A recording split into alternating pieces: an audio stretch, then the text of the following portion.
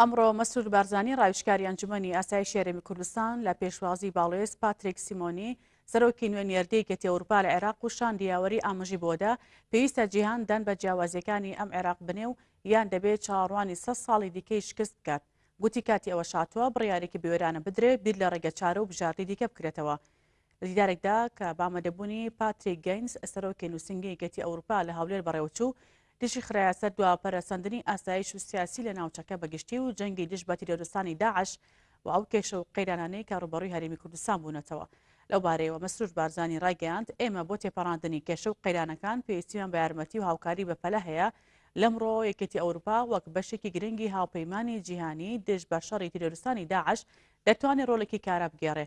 هەلە دیارەکەدا گفتوگۆ لەبارەی چارەسەرکردنی کێشەکانی نێوان بەغدا و هەولێر کرا. لەو بارەیەوە ڕاویشکاری ئەنجومەنی ئاسایشی هەرێمی کوردستان ئاماژەی بە جێبەجێنەکردنی پابەندیە دەستووریەکان و شایستەدارایەکانی هەرێمی کوردستان لەلایەن بەغدا و سەرنەکەوتنی سیستەمی سیاسی لە عێراق و ئەو کێشانەدا کە لە ئەنجامیدا کەوتونەتەوە هەروەها ئەنجامدانی ڕێفراندۆم لە هەرێمی کوردستان بە مافێکی سروشتی وەسفی کرد. ڕایگەیاند کاتی هاتووە ئێمە ئەو مافە سروشتیە پیادە بکەین بۆ ئەوەی ئەو کارە بکەین کە گەلەکەمان دەیخوازێ. هەر پەیوەست بەوی بابەتەوە جەختی لە گرنگی یەکڕێزی گەلی کوردستان کردەوە. ڕایگەیاند یەکڕێزی کلیلی سەرکەوتنی پرۆسەکەیە.